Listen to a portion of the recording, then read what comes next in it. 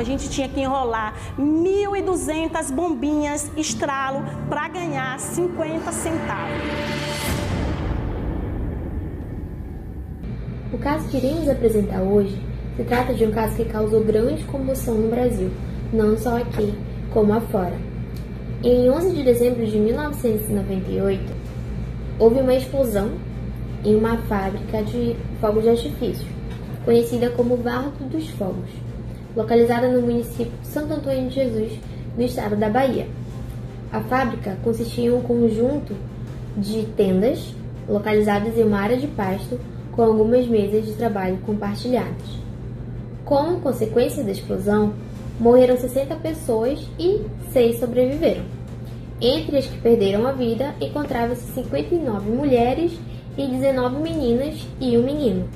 Entre os sobreviventes haviam 3 mulheres e 3 crianças, e entre as mulheres falecidas haviam 4 gestantes. Nenhum sobrevivente recebeu o atendimento médico adequado. Era base de improviso. Não havia estrutura.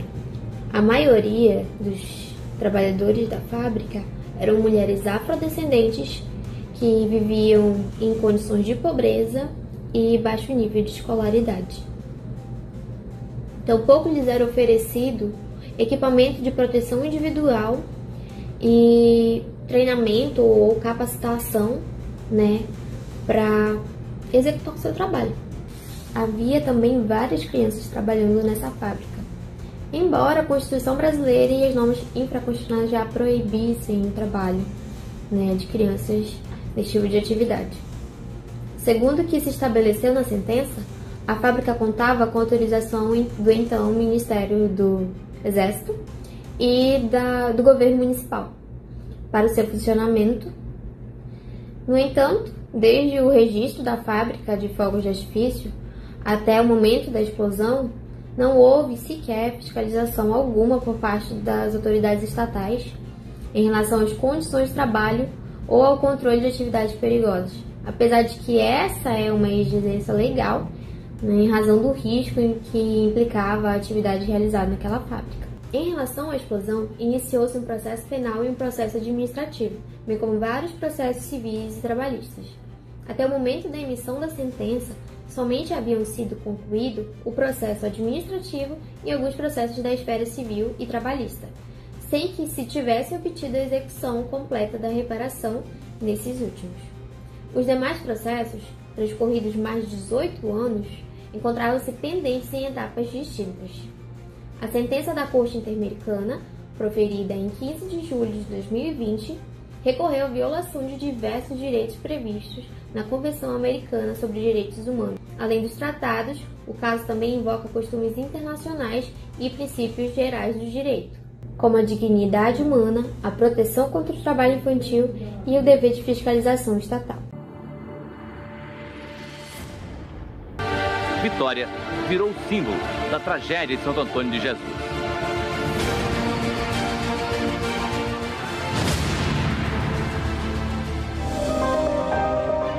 Deus foi até bom comigo. Me deu uma mãe, me deu uma avó, me deu uma irmã e tá bom. Eu tô feliz assim. Vitória é uma menina sangue bom. Quem vê assim, com esse olhar positivo para a vida, não diz que ela nasceu em meio a uma tragédia.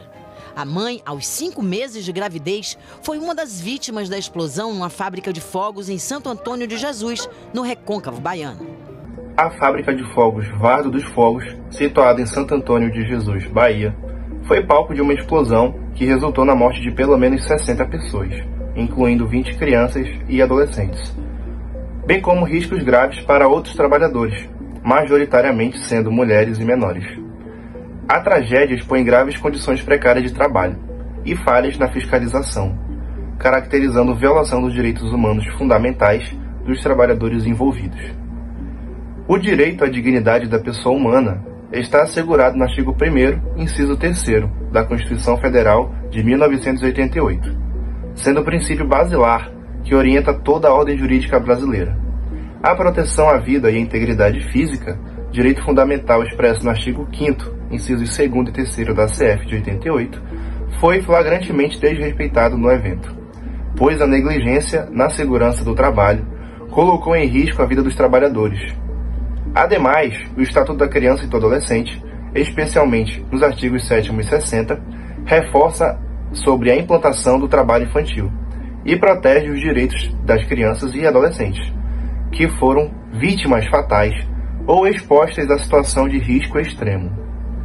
Além disso, o trabalho exercido nas condições apresentadas na fábrica foi configurado como degradante, à luz do artigo 149 do Código Penal, que tipifica o trabalho análogo à escravidão, caracterizado pela restrição da liberdade, condições precárias de higiene e segurança, e jornada excessiva.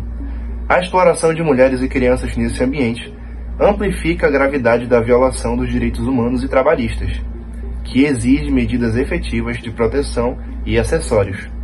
Na esfera do trabalho, a consolidação das leis do trabalho disciplina com rigor as atividades insalubres e perigosas, impondo a necessidade de condições de trabalho que garantam a saúde e a segurança do trabalhador. O artigo 7º, inciso 22 da CF de 88, também garante a redução dos riscos inerentes ao trabalho, por meio de normas de saúde, higiene e segurança. A fábrica em questão violou tais preceitos, visto não possuir os requisitos mínimos estabelecidos pelas normas regulamentadoras do Ministério do Trabalho, especialmente a NR16, que trata das atividades e operações perigosas. O acidente enseja ainda uma análise de responsabilidade civil e criminal do empregador, que deve garantir um ambiente seguro laboral sob pena de arcar com as consequências legais da omissão. A negligência pode configurar, além do ato ilícito civil, o crime contra a segurança do trabalho, previsto nos artigos 132 e 146 do Código Penal, assim como resultado mais grave por causar mortes. Em resumo, a tragédia na fábrica de fogos, na Bahia em 1998, destaca a importância do respeito aos direitos humanos fundamentais no ambiente do trabalho, também o imperativo da dignidade humana, a proteção integral das crianças e adolescentes e a exigência do cumprimento rigoroso das normas trabalhistas e de segurança, como forma de prevenção de acidentes e desastres humanos. Sobre a responsabilidade estatal e dos empregadores no caso da fábrica de fogos. Primeiro ponto, fiscalização trabalhista e omissão estatal. Vamos direto ao ponto. O Estado brasileiro tinha um dever claro de fiscalizar atividades de alto risco, como a fabricação de fogos. Mas essa fabricação funcionava de forma clandestina, sem autorização militar, sem licença municipal e sem registro no Ministério do Trabalho. Essa ausência de fiscalização permitiu que dezenas de trabalhadores fossem expostos a um risco extremo, o resultado, um acidente gravíssimo. Tanto o TRF1 quanto a Corte Interamericana reconheceram houve omissão estatal, e essa omissão gerou responsabilidade direta. O segundo ponto, conivência de autoridades locais. E não foi só negligência. A fábrica continuou operando irregularmente por muito tempo. Isso levanta uma questão séria. Houve conivência das autoridades locais? Casos recentes na Bahia mostram que esse tipo de fábrica já foi interditado em outras situações. Ou seja, o problema ele é recorrente e poderia ter sim sido evitado.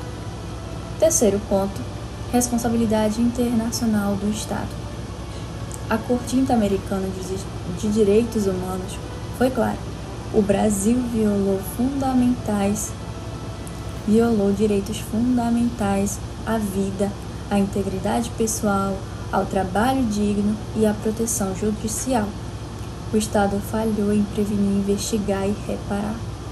E isso mostra que não basta criar leis, é preciso agir, fiscalizar, proteger. Esse caso entrou para a lista de condenações internacionais do Brasil e reforça a urgência de mudanças estruturais na forma como o Estado lida com a proteção dos trabalhadores.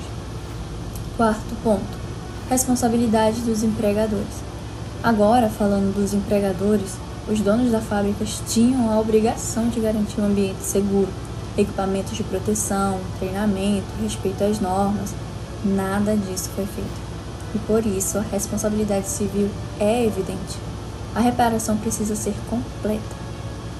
danos materiais, como a perda de sustento e despesas médicas, danos morais pelo sofrimento das vítimas e suas famílias, danos estéticos nos casos de sequelas físicas permanentes, O TST já confirmou indenizações milionárias em casos semelhantes, mesmo quando os empregadores alegam que foi acidente imprevisível, porque o dever de segurança é absoluto. Finalizando, esse caso revela duas dimensões de responsabilidade: do Estado, pela omissão, pela negligência e pela violação internacional, e dos empregadores, pela falta de proteção e segurança no trabalho, e mostra que proteger a vida e dignidade dos trabalhadores exige uma atuação conjunta, Estado e iniciativa privada. Agora nós iremos abordar sobre as consequências, a repercussão internacional e a atuação dos organismos internacionais com relação ao nosso caso. E de quais organismos internacionais eu irei falar? Eu irei falar principalmente sobre a Organização Internacional do Trabalho, a OIT, sobre a Comissão Internacional dos Direitos Humanos e também sobre o Comitê da ONU. E quais são as suas principais funções? Bom, suas funções são a de acompanhar se os países realmente cumprem as convenções que assinam, e no nosso caso, da Fábrica de Fogos de Santo Antônio de Jesus, ficou bem claro, bem evidente que o Brasil ele descumpriu essas condições, já que no nosso caso havia tanto a exploração infantil quanto condições de trabalho análogas à escravidão. Isso gerou o quê? Gerou uma pressão internacional para que o nosso país ele reforçasse tanto a fiscalização quanto criasse políticas mais firmes para prevenir e combater esse tipo de, esse tipo de violação. Bom, essa situação ela também foi citada em relatórios internacionais, que basicamente denunciavam a situação dos trabalhadores do Brasil. E a partir disso surgiu a recomendação para que o Estado brasileiro ele, pudesse aprimorar a sua legislação, melhorar também a fiscalização e especialmente nos locais de alto risco, como interiores e também em fábricas. E em casos como esses, eles podem até ser levados a instâncias internacionais, como a Comissão ou até mesmo a Corte Internacional dos Direitos Humanos. No caso de quando os estados eles falham em proteger os direitos básicos de seus cidadãos, e a corte ele pode responsabilizar o país por violar esses direitos, direitos como o direito à vida, o direito a um trabalho digno e a proteção especial à criança. O episódio de Santo Antônio de Jesus ele passou a ser utilizado como um exemplo, tanto em relatórios nacionais como relatórios internacionais sobre as violações relacionadas ao trabalho infantil e ao trabalho análogo à escravidão. E mais do que isso, ele revelou falhas estruturais, tanto no cumprimento dos direitos humanos quanto dos direitos trabalhistas no Brasil. Esse caso ele nos mostra que a luta contra o trabalho infantil e contra a escravidão moderna não é apenas uma questão nacional, mas é também uma preocupação internacional, que envolve compromissos assumidos pelo Brasil diante da comunidade global. A pressão externa ela ajudou a reforçar a necessidade de adquirir políticas públicas mais fortes e também de condições dignas para todos os trabalhadores. Hoje eu quero falar sobre um caso que marcou profundamente a história dos direitos humanos no Brasil: a explosão da fábrica de fogos em Santo Antônio de Jesus, na Bahia. Mais de 60 pessoas morreram nelas, incluindo crianças e mulheres que trabalhavam em condições de trabalho absolutamente precárias. Isso não é apenas um caso de negligência, É uma violação direta de tratados internacionais que o Brasil se comprometeu a respeitar. O Brasil é signatário da Convenção 138, que estabelece a idade mínima para o trabalho. Na fábrica, crianças eram empregadas em atividades perigosas, o que fere a Convenção 182, que trata das piores formas de trabalho infantil, como o trabalho forçado, a exploração e o trabalho em ambientes insalubres. Essas convenções existem para proteger a infância, garantir que nenhuma criança esteja exposta a riscos externos. E nesse caso, essa proteção foi ignorada. E com isso vem a Convenção Americana sobre os Direitos Humanos, o Pacto de São José da Costa Rica. Esse pacto garante o direito à vida e o direito à criança, como proteção especial e prioridade absoluta. A explosão tirou vidas que estavam ali por necessidade, sem qualquer garantia de segurança. Crianças e adolescentes foram vítimas de um sistema que falhou em protegê-las. O Estado tinha o dever de fiscalizar e de prevenir, e não o fez. A Declaração Universal dos Direitos Humanos, que é a base dos direitos humanos do mundo, garante o direito à condição de trabalho justas e favoráveis, à segurança social e à saúde. Mas o que vimos foi o oposto. Jornadas exaustivas, salários miseráveis, ausências de equipamentos de proteção e informalidade total. Essas pessoas estavam invisíveis para o sistema, até que a tragédia se tornasse notícia. E com isso entra o Pacto Internacional sobre Direitos Econômicos, Sociais e Culturais.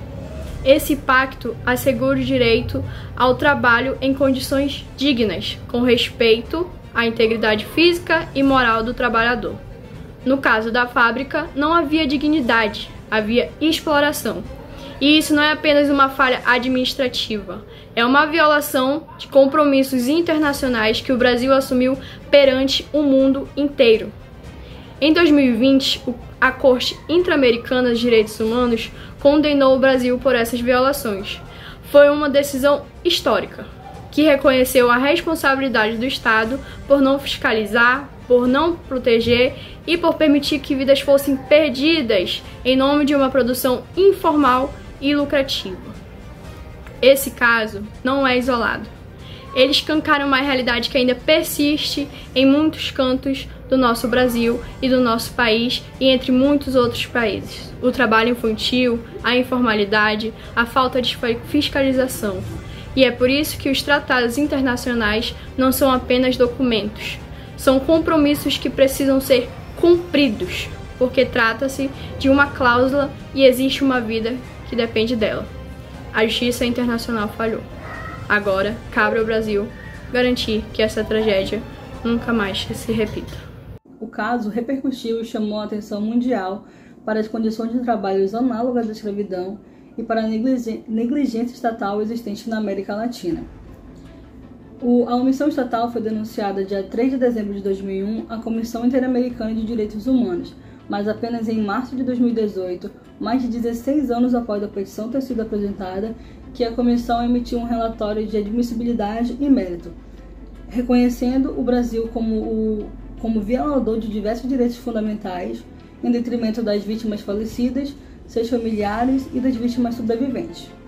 Na época, a comissão emitiu então uma série de recomendações para o Estado brasileiro e ele não se manifestou dentro do prazo determinado sobre o cumprimento das recomendações.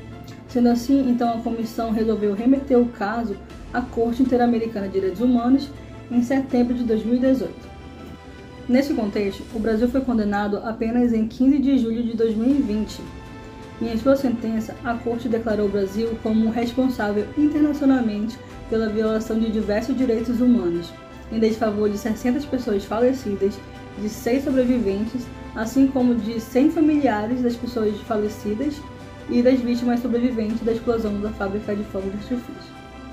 A Corte destacou a violação do Brasil a diversos direitos humanos fundamentais, como o direito à vida, à integridade pessoal, ao trabalho digno em condições equitativas e satisfatórias, o direito à igualdade e à não discriminação, o direito à proteção judicial e às garantias judiciais, além da violação aos direitos da criança e a ausência da devida fiscalização estatal adequada, e a violência de gênero no trabalho informal precário e em condições de risco, e o impacto da pobreza e do racismo estrutural. Nesse sentido, a Corte declarou que o Estado brasileiro é responsável pela violação dos artigos 4.1, 5.1, 19, 24 e 26 em relação ao artigo 1.1 da Convenção Americana sobre Direitos Humanos.